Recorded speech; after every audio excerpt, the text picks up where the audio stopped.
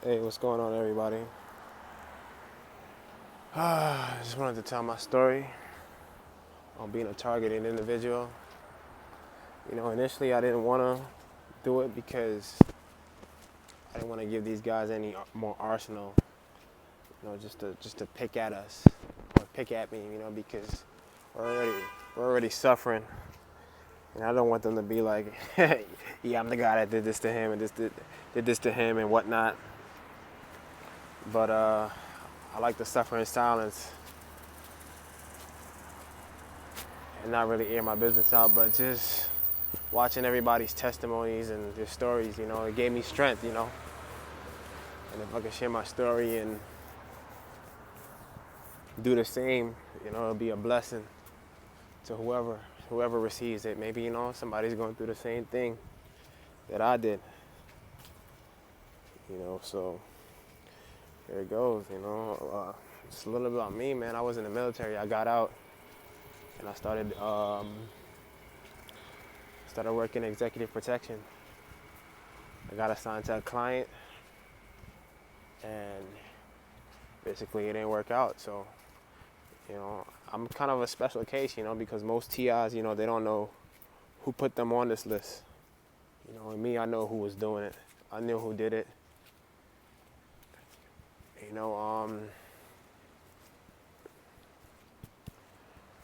Most TIs are, they'll die to figure out, who did this to them, but I know who did it to me, but, I don't have any animosity against them.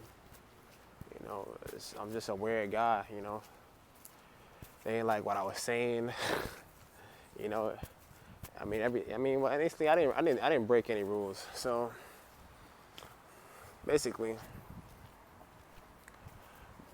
they tapped my phone, hacked my phone. I carried on my conversations like regular, never said anything bad about them, but I just carried on my conversations, like it's my phone, I pay my money for, why do I have to, censor myself on my points of views, but, when you're illegally, tapping my phone. So basically, my phone got tapped. I didn't really care. I don't got nothing to hide. And I didn't know anything about being a targeted individual. I didn't know anything about gang stalking, street theater. I didn't know anything about that. I knew that this government was corrupt. And I knew there was a lot of corruption going on, but now that I'm a TI, man, it just opened my eyes to a whole new world, man. I can tell you that. So, yeah, basically while I was talking on the phone, we was talking about like government conspiracies, 9/11 being bogus, the war in Iraq, Afghanistan being bogus, fake Jews in Israel. And at the same time,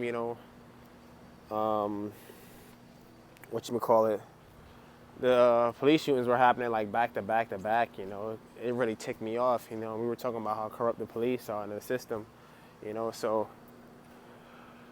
that's the kind of stuff we talk about in the regular. Me and my friend at the time, So it's nothing new. We always talk about stuff like that, so I don't care. I just started noticing weird things happening, man. I would go to the grocery store and people would be there every day, and I didn't even think nothing much about it until everything was over. I didn't think nothing much of it till everything was over. I realized that these people were gang stalkers. They were stalking me. They were watching me. There was this one white guy in particular that was following me. I was going to the gym. Let's say, for example, and I was driving in my car. I didn't even know it was him. It's my first time seeing him. Bopping to my music. I'm looking at him, I'm smiling, and he just had a mean look on his face. But eventually he broke and he started smiling because I'm just going about my day being myself. I seen him again. I was at the basketball course. I'm always on the course by myself shooting hoops. So I was on the court shooting hoops. He would just drive by. He was just drive by back and forth. And then I seen him again one time. I was going into a building, and he was just posted up on the side of the street in his car with his hat on. He had a blue hat on, he had black shades on. He was just sitting there watching me. And as I was going inside the building, I stopped, I turned around, and I went towards the car. I'm like, man, is this the same guy? And as I was going towards the car, he started the engine and he zoomed off.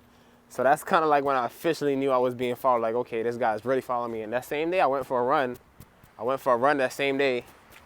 And he followed me. He followed me while I was on that run the same day. He followed me when I was on that run the same day. So I was like, man, okay, I'm being followed. And then after that, I didn't see him for a while. After that. And then one day, after I stopped working for these, the clients and all that, he showed up at the park while I was shooting hoops, I knew it was him. I knew it was him, but I just pretended I didn't know it was him because I wanted to make him feel comfortable. So he came, started asking me. I told him I was trying to get my life right with God,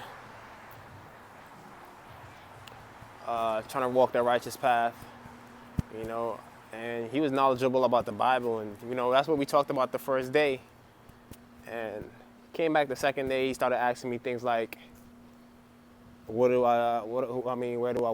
What do I like to do for fun out here? If I got any friends out here, etc., etc. Things like that. And I'm just answering the questions like whatever, because I'm thinking this guy's like maybe FBI, CIA or something like, whatever. Maybe they're coming to vet me because, like I said, my phone was tapping. We was talking reckless over the phone. Like, as far as like, not really reckless, but like as far as like the things that we were talking about, I know sometimes they come and they vet people. So I'm like, hey, you guys need to chill out. So that's what I thought he was there for. Because I knew my phone was tapped, but I don't care. They're not supposed to be doing that crap anyway. And, so he came back the third day, talked, chopped it up, and then he asked me for my phone number. But I already knew that this guy was following me, so I said yes. And at the very last second, while he was about to give me his phone number, I said I need to be careful who I give my phone number to. I said, sorry, I can't give it to you. I need to be careful who I give my phone number to because I feel like I'm being followed. He got pissed off. The look in his face was priceless. It was shock, And then, my targeting ramped up after that, because I guess they were trying to attach me. I guess maybe he was like a handler or a perp or whatever it is. They was trying to like, work his way into my life, and I pretty much just blocked it right then and there. So the targeting ramped up after that.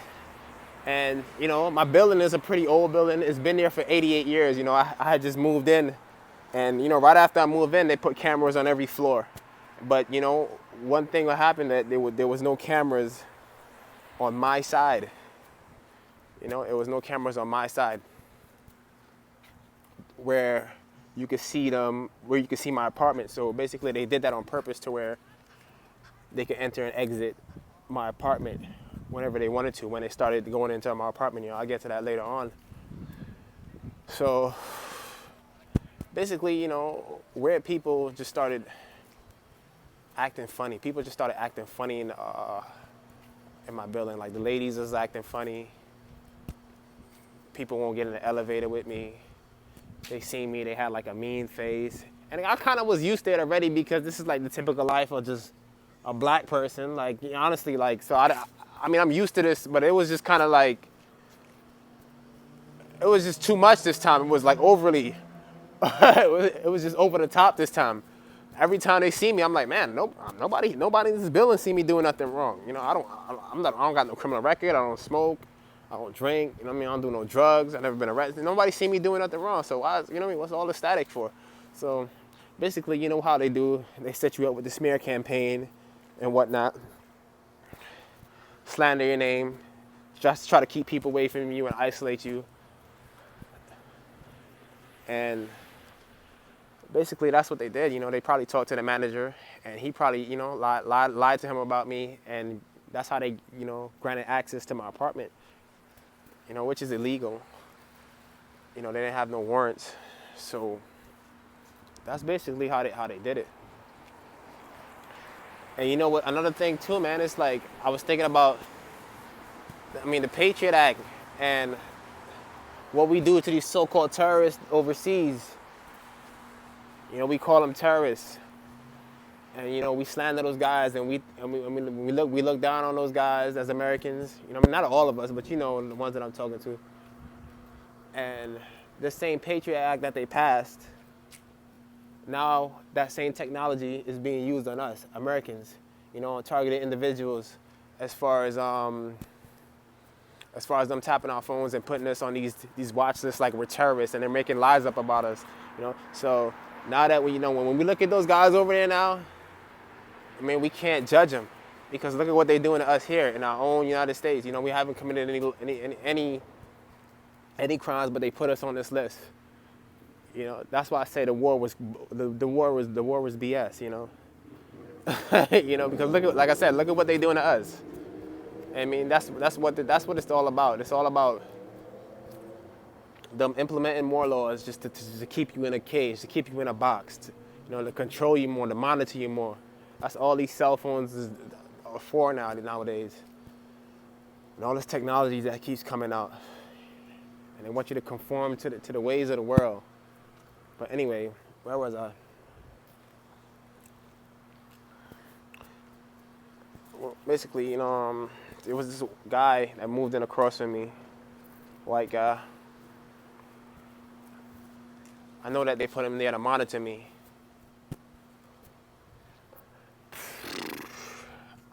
I mean, these guys knew when I was leaving. These guys knew when I was exiting. Even when I left my cell phone in the house, they knew where I was going. So I don't know how they were doing it. They probably had I know that they have my room bug. I don't even know how to look for those kind of devices. They probably could see me in my room. I mean, don't really care. I don't got nothing to be ashamed of, you know. Don't really care. So anyway, I just started feeling funny in my room, as far as like my head was throbbing, and I didn't know what was going on. I run like 6 miles a week. I go to the gym every day, but I just wasn't feeling right. I'm taking my vitamins, and it's like, man, what's going on? I'm not feeling right. Well, I knew something was up, but I just didn't know exactly what was going on. Maybe I was like, maybe it's my blood pressure, this, that, and the third. But I know I was eating healthy. I know I was just, you know, I know I was just living a healthy lifestyle. But anyway, we'll get back to what was happening with me later with that. So,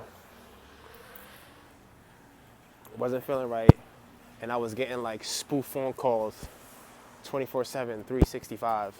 You know, I changed my number like 4 times, man. I mean, like, everywhere I go, I would just get like a spoof phone call. Numbers would be calling me, just calling me, random numbers, just calling me.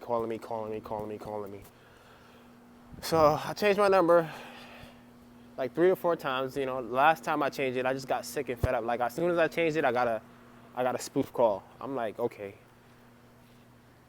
I think that's where they messed up, because I was able to call that number back. So I called the number back. You know, I got sick. I was so fed up. I was like, you guys want to call me all day? I'm just going to call you guys and mess with you guys all day. And honestly, I didn't even know that it was dumb. I didn't know it was dumb. I just called the number back. You know, I was just so fed up. Like, whoever this is, they're going to get it, you know. So I called the number back, not even knowing that it would be dumb. I was just oblivious to it the whole time. You know, I found out that it was dumb like later on. You know, they said their company was some XPO Logistics. That's what they call it. They left that message on the phone. XPO Logistics, Harrisonburg, or whatever. And I called the number, and I said, hey, bro, stop calling my phone. And he was like, yeah, man, we're going to take you off this list right now. And I was like, all right, cool. You know, But I was just so pissed off because I changed my numbers, you know. And every time you change your number, I gotta go in and tell my job, tell my contacts, tell all my contacts in my phone, change the bank, change it on the banks. You know, I got sick I did that like 3 to 4 times, just changing everything. So I just got sick and tired of it, you know. So this last number that called me back, I just called it back the next day. I even put it in my phone. I said, look, I'm gonna call you guys every day and harass you guys since you guys want to harass me. So I called them back, and I was like, yo, since you guys want to call me every day, I'm gonna call you guys every day and harass you. You know, I kept calling them back, and I noticed that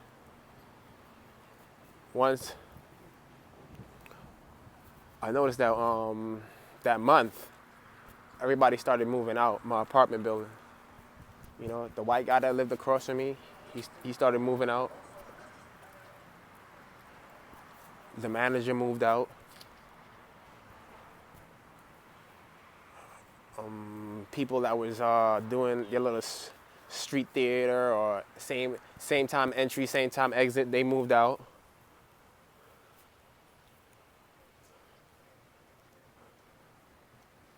So I was like, this is weird, man. People are just moving out all of a sudden. But basically that was them changing tactics right there. They were changing tactics because whatever they were doing, it wasn't working. And they probably figured out that I was on to them. So everybody started moving out my apartment. They put a new manager in. And the reason why they were moving the people out because they were getting ready to get me. And they didn't want the people that were stalking me there, and to see what was going to happen to me. Because if these people see what was going to happen to me, they'll be like, hold up, this is not right. So I mean, these guys pay for houses and whatnot. They moved these guys out. They moved them out. It took about maybe a couple months. So anyway, moved them out. All of a sudden, this black guy moves in on my floor. You know, he always was wearing glasses. You know, never took his glasses off. He was there for about maybe 2 weeks until it happened. Never said anything to him, but he just looked mad suspicious. You know, mad suspicious, you know. So one day I was drinking I had a big bottle of cranberry juice. I was drinking my cranberry juice. And then I fell into like a deep sleep. I still woke up the next day, went to the gym. I didn't know what was wrong. Worked out, came back. Then I started drinking my cranberry juice again that night, you know. That day when I came out my room, that black guy with the glasses, you know, he looked shocked to see me that I came out my room that morning, you know, because he was going to the elevator. He seen me, and he just turned back, walked past me, and like this guy was always wearing his glasses, you know. I knew that's the person that they used to spike my drink because they spiked my cranberry drink. So they spiked my drink. I was in my room that night, drinking my cranberry juice the next night, and I just started feeling weak all of a sudden. I sat down, I started feeling weak. I realized that my drink was spiked, you know, and what they did, you know, he spiked it the day before, but it wasn't enough. So what he did was they probably poured out a little more or put more concentration or whatever chemicals that they put in there, and, you know, it took effect this time, you know, and whatever it was, man, it was strong. I can tell you that. It was super strong because, I mean, it felt like I was retarded. Like, I don't know what was going on with my brain. Like, it felt like I was retarded, man. It felt like, I don't know, it just felt like somebody hit me in the head with a hammer, just scrambled my brain. I mean, that joint was strong. It was supposed to put me to sleep, you know. Even when I called the paramedics, or the 911, I was slurring my speech because that's how strong it was. So anyway, I'm drinking my cranberry juice. I found out it was spiked. I flew up, got my cell phone. I'm in my shirts and my shorts, call 911, and I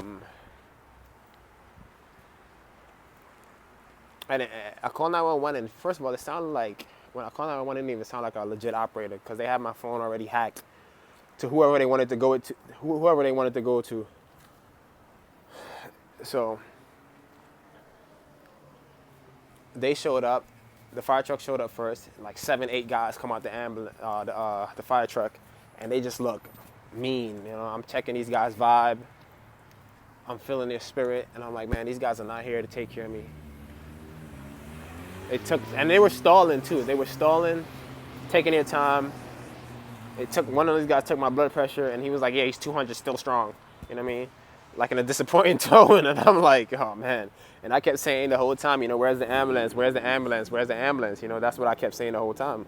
Where's the ambulance? And they was like, it's coming, it's coming, it's coming. So the ambulance finally showed up, taking its time, because they were stalling. And more guys come out the ambulance, but they weren't wearing paramedic attire. You know, they were wearing fireman trousers also. You know, they were wearing the fireman trousers. So I questioned them about it, and I was like, how come you guys don't have paramedic attire? And then we got into an argument, and they were telling me to come with them, and I'm like, yo, I'm not going with you guys. You know, you guys are not official. So he was telling me to go back upstairs and go to sleep, and there was a reason why he was telling me to go back upstairs and go to sleep, because, you know, they had somebody waiting up there for me, you know, if I went to sleep. Because the official plan was like, I was supposed to drink the juice, go to sleep, they come in, do whatever they got to do to me. I mean, shoot me in my head, say it's a suicide, like, inject me with drugs, do whatever they got to do, you know, and then lie about it. And anyway, I stayed in the lobby for a little bit. They left, stayed in the lobby, then I went back upstairs. Because I'm spazzing out, because I don't know what I drunk, man. I don't know if it was poison or what. I don't know if this thing's going to kill me in 2 hours. Do I got a month to live because I didn't drink the whole thing? It's going to take its effect slow. So I was spazzing out, like, man. So I ran back upstairs. And then when I went back upstairs, I noticed that my shower was on. So basically, while I was downstairs in the lobby, somebody came in. Probably the guy with the glasses, you know, the black out the glasses. He came in, threw the contaminated juice down the drain, turned the shower on, and left the shower on, so he could get rid of the evidence. So he could get rid of the evidence, you know, because my shower was on, and I wasn't gonna take a shower at all that night. I wasn't, so. I went, got dressed, put my pants on, put my hoodie on, grabbed my backpack, because I wasn't staying in there, and I left. I grabbed 2 bottles of water, and I started chugging them. And while I was outside, I went to it was a 24-hour Subway restaurant. You know what I mean? I went in there, and I just was staying in there, you know, just trying to figure out what was going on. I'm talking to my parents. The whole time I'm trying to tell my moms, you know, and they're trying to kill me, they're trying to kill me, they're trying to kill me, they're trying to kill me. That's what I kept telling them. And I was trying to explain to them about how they spiked my cranberry juice and whatnot. And I stayed in there, and lo and behold, I'm in there, and these 2 guys come in. I mean, these 2 guys come in. It's late at night. It's about, in the morning, I would say. I mean, late in the, it was late at night, going in early into the morning, like 1 o'clock, 2 o'clock in the morning. So it was nobody really out at that time. So lo and behold, these 2 guys come into the Subway restaurant. He was riding a motorcycle. It was an assassin style motorcycle. That's what I call it. It looked like an assassin style bike. It wasn't like a regular bicycle, you know, and it had like a little wooden glove compartment box in the middle to where you could like where it stored a gun. Came in, he had his helmet on, and he had like a mask on underneath, so that way I couldn't see him. The only thing I could see is his eyes. And the other guy, you know, he came in, and they both were like signaling to each other, you know. They both were signaling to each other, like, yeah, like, this is him, this is the guy, you know. But they couldn't do anything to me because I was inside the Subway, you know. So they changed tactics. They bought food, and he got back on the bicycle and rode out. I mean, he drove the bicycle inside the subway, you know. So basically, they were there to pull a hit off on me.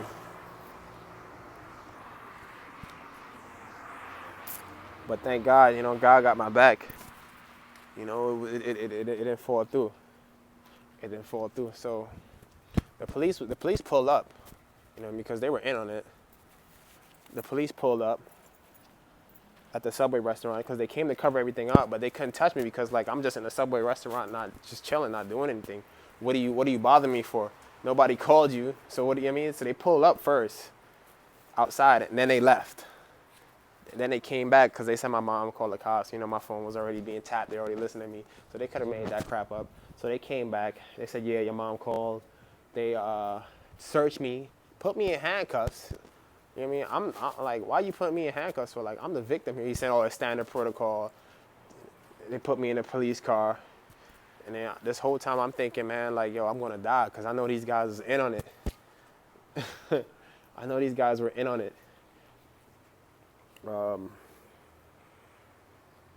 Took me down to the police station.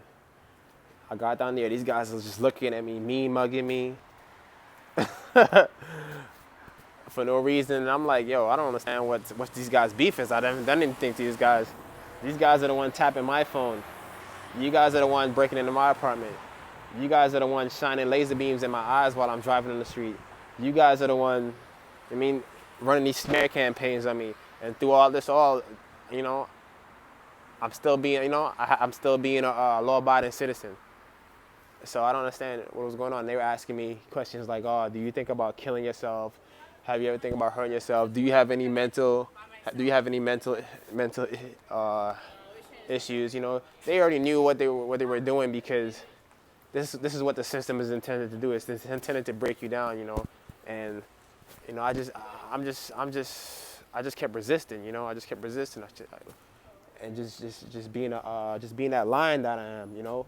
And I told them no, I'm not thinking about doing that, you know. They was telling me to go to the VA hospital, and initially I didn't even want to go to the VA, but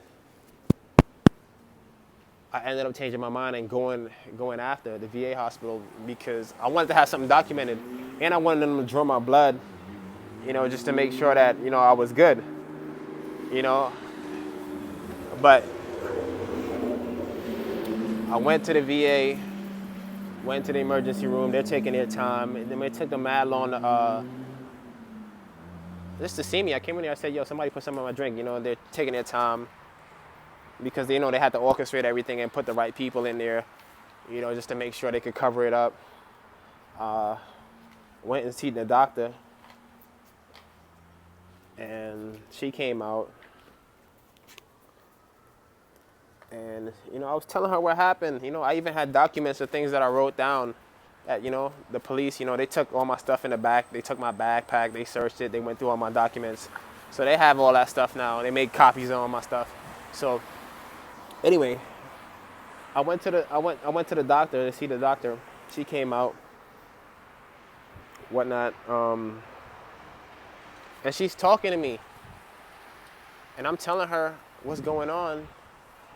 And we're conversating, and she just automatically said, "Yo, this looks like a case of paranoia or schizophrenia, you know, mild schizophrenia." And I'm like, "Lady, did you even read my letter, my documents?" She didn't even read it.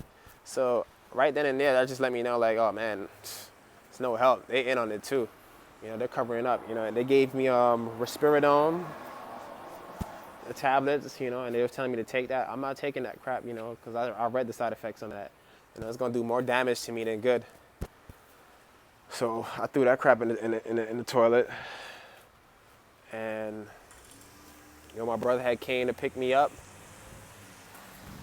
and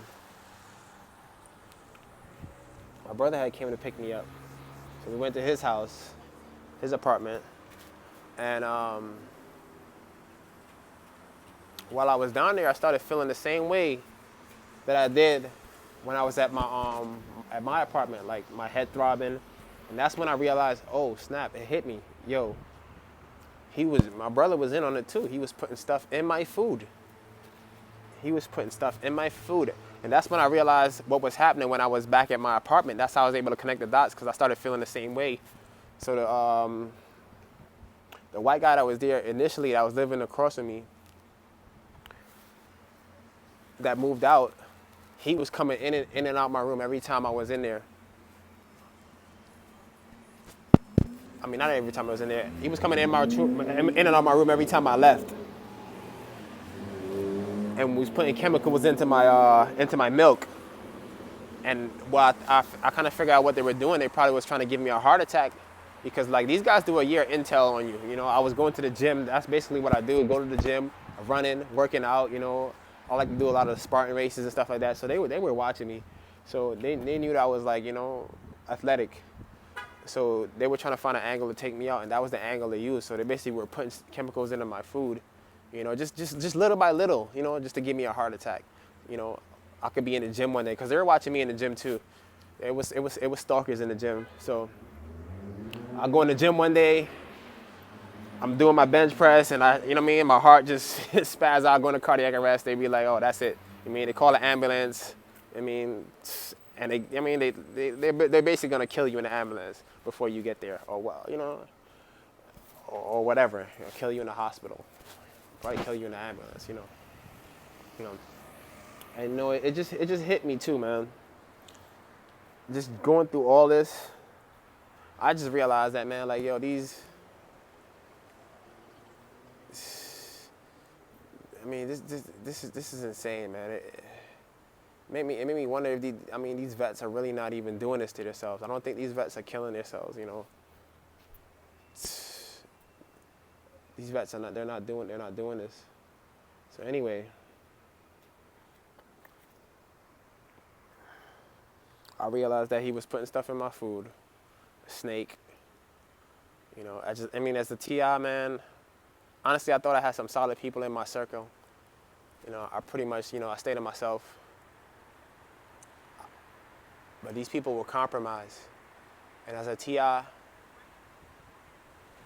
everybody that you know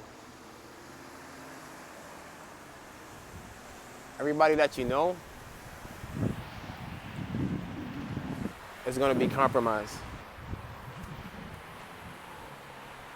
All your friends that you had before, they're all going to be compromised.